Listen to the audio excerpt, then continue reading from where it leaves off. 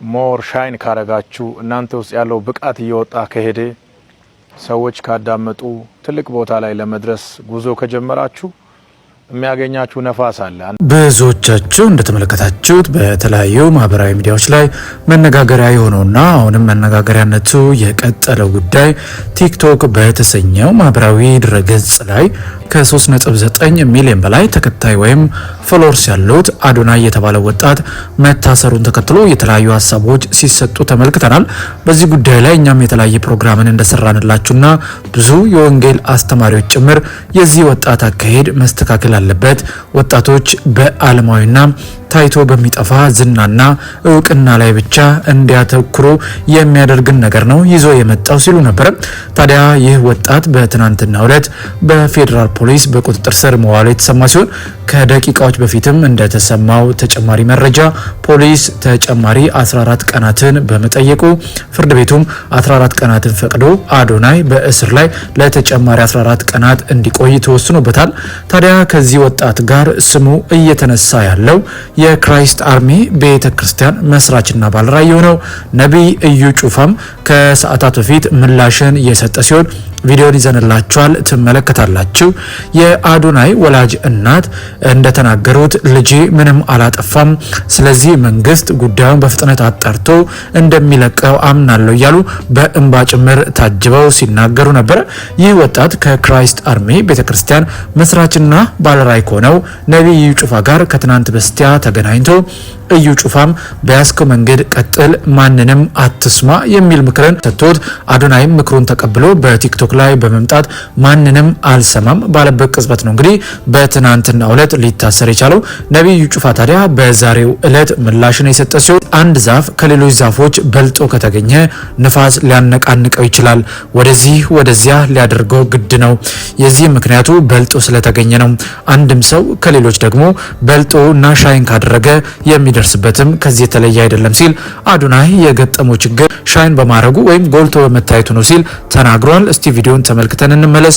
እናንተም ቪዲዮን ላይክ እና ሼር፣ ቻናሉን ደግሞ ሰብስክራይብ ማድረጋችሁን አትርሱ እያልን ቪዲዮን ተከታትለን እንመለሳለን። ከብዙ ዛፎች መሃል አንድ ዛፍ ብቻውን ከፍ ብላ ከታየች እሷን ዛፍ ብዙ ጊዜ ነፋስ እየመጣ ይመታታል። አንደ ወደ ቀኝ አንደ ወደ ግራ ነው የሚመታት እና ያቺ ዛፍ ለምንድን ነው በነፋስ የምትመታው? ለምንድን ነው በነፋስ የምትነካው ሲባል ቁመቷ ከፍ ስላለና ከሌሎች በላይ ስለምትታይ ነው።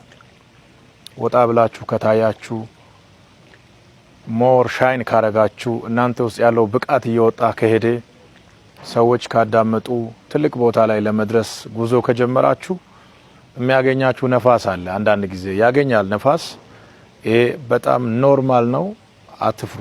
የተጽዕኖ ፈጣሪው የአዶናይ እናት ልጅ ያጠፋው ነገር የለም፣ መንግስት በቅርቡ አጣርቶ እንደሚለቀው ተስፋ አድርጋለሁ ሲሉ ተናገሩ። ትናንት አመሻሽ ላይ የታዋቂው ቲክቶከር አዶናይ በፖሊስ ቁጥጥር ስር መዋሉ ተከትለው እጅግ አሳዛኝና አነጋጋሪ የሆኑ ጉዳዮችም በዚህ በማህበራዊ ሚዲያው እየተሰሙ ይገኛሉ። አዶናይ በቁጥጥር ስር መዋሉ ተከትሎ እናቱ ለቢቢሲ ትግርኛ በሰጡት ቃል ልጅ ያጠፋው ነገር የለም፣ ያሰረው መንግስት ሁኔታውን አጣርተው እንደሚለቀው አምናለሁ ያሉ ሲሆን ልጃቸው እንደሚያውቁትና ብሎም ደግሞ ለሌሎች በጎ አድራጊ መሆኑንም አስረድተዋል። የራሱን ምቹ ህይወት ትቶ መጥቶ ሰዎችን የሚያግዝ እኔንም የሚያበረታታ ልጅ ነው። መንግስት ሁሉንም ነገር አጣርቶ ልጄን እንደሚለቀው አምናለሁ ሲሉ ተደምጧል። እናንተስ በዚህ ጉዳይ ምን ትላላችሁ? እንግዲህ ውድ የይሁ ሚዲያ ቤተሰቦች እንደሰማችሁት ነው የዚህ ወጣት መታሰር ይህና የተለየ ነገር ሊሆን አይችልም። ምክንያቱም አንድ ሰው ከተጠረጠረ ባጠፋበት ነገር መንግስት ወይም ደግሞ ህግ አጣርቶ ያለውን ነገር ይፋ አድርጎ ነፃ ከሆነ ደግሞ ይለቀዋልና እንደዚህ አይነት ጉዳዮች መፈጠራቸው የግድ ነው። ከዚህ ጋር ተያይዞ ግን ሁላችንም ማወቅ የሚኖርብን ነገር በተለያዩ ማህበራዊ ገጾች ላይ የምናያቸው ነገሮች በተለይ ከመንፈሳዊ ነገር አንጻር ካየ ነው እጅግ ያለንበት ጊዜ አሳሳቢና ከባድ እየሆነ ነው። በተለይ የሚሰራጩ አንዳንድ ቪዲዮዎችን ብዙዎቻችሁ ትመለከታላችሁና የዚህን ጉዳይ አሳሳቢነት ምንም ማሳያ ናቸው ብዬ አስባለሁና ስለዚህ መንግስት አሁን በተለይ ቲክቶክ በተሰኘው ማህበራዊ ገጽ ላይ በላይቭ ላይ የሚሰራጩ ስርጭቶች ከባህላችን እሴትና እንደዚሁም ደግሞ መንፈሳዊ ህይወታችንን ከመጉዳት አንጻር ረጅም ርቀት እንዳይሄዱ አሁን መንግስት እየወሰደ ያለው እርምጃ ተገቢና ትክክል ነው ብዬ አስባለሁ። ምክንያቱም ነፃ የሆነ ሰው ነፃ ነው። ከዛ በላይ ግን ለሌሎችም ደግሞ ማስተማሪያ ነው። ምክንያቱም እንደዚህ አይነት ቀስ በቀስ የተለማመድናቸው ነገሮች ናቸው እያደጉ የሚሄዱትና ስለዚህ ወጣቱ በዚህ ሰዓት ስራ አጥቶ የተለያየ ነገር ውስጥ ባለበት ሰዓት እንደዚህ አይነት ነገር ደግሞ ሲጨመር በተስፋ መቁረጥ ላይ ተጨምሮ እንደገና ሌላ ጉዳይ መፍጠርና ማንም ምንም አያመጣም በሚል የማይሆን ድርጊት ውስጥ እንዲገባ የሚያደርግ ክስተት ከተፈጠረ መንግስት አሁን ቆም ብሎ ይህን ጉዳይ ማድረጉ ተገቢ ነው ብዬ አስባለሁ። እናንተስ በዚህ ጉዳይ ላይ ምን ትላላችሁ? ሀሳብና አስተያየታችሁን ልሰጡን ትችላላችሁ።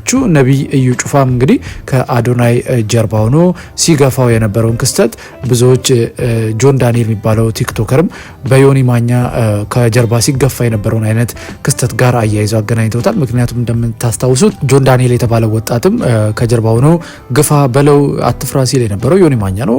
ከዛ የጆን ዳንኤል መጨረሻ እስር ሆኗል። አሁንም ከአዶናይ ጀርባ ሆኖ ደግሞ አትፍራ ማንንም አትስማ ሲል የነበረው ነቢይ እዩ ጩፋ ነው። የአዶናይ መጣፋንታ እስር ሆኗልና አንዳንዴ እውቅና ላይ ስንሆን የምናደርጋቸውን ነገሮች በጥንቃቄና በማስተዋል ካላደረግን በቀር የምንከፍለው ዋጋ ብዙ ነው። በእኛ ዋጋ መክፈል ውስጥ ቤተሰብም ዋጋ ይከፍላልና በተለይ ታዋቂ የሆኑ በማህበራዊ ሚዲያ ላይ ተጽዕኖ ፈጣሪ የሆኑ ሰዎች የሚያደርጓቸውን ንግግሮች፣ ድርጊቶች ሁሉ በተጠናና በማስተዋልና በጥበብ እንዲሆን በዚህ አጋጣሚ መልእክታችንን እናስተላልፋለን። በዛሬ ጉዳያችን ይህንን ፕሮግራም ለእናንተ አቀረብን። በፕሮግራማችን ላይ ያላችሁን ማንኛውንም ሀሳብና አስተያየት ልሰጡን ትችላላችሁ። እኛም ደግሞ እናንተ ብትሰሟቸው ብታውቋቸው ያልናቸውን ጉዳዮች በአዲስ አቀራርብና ይዘት ወደ እናንተ ማቅረባችንን እንቀጥላለን። የምንለቃቸውን ቪዲዮዎች ላይክና ሼር፣ ቻናሉን ደግሞ ሰብስክራይብ ማድረጋችሁን አትርሱ። በእርግጥ በምንሰጣችሁ መረጃዎች አምናችሁና ፈቅዳችሁ ቻናላችንን ሰብስክራይብ እያደረጋችሁ ከ29 በላይ ሰብስክራይበርስ እንድንደርስ ላበዛችሁን ምስጋናችን ላቅ ያለ ነው። በሚቀጥለውም እናንተ ብትሰሟቸው የእናንተ መንፈሳዊ ሕይወት ያንጻሉ፣ ይገነባሉ ያልናቸውን ጉዳዮች በአዲስ አቀራረብና ይዘት ወደ እናንተ ማቅረባችን እንቀጥላለን። በሌላ ፕሮግራም እስከምንገናኝ በያላችሁበት የዓለም ጥግ ሰላም፣ ፍቅር፣ ጤና ለሁላችሁም እየተመኘን የጌታ ሰላምና ፍቅር ከሁላችሁ ጋር ይሁን እያልን በዚሁ ተሰናበትን። መልካም ጊዜ ይሁንላችሁ።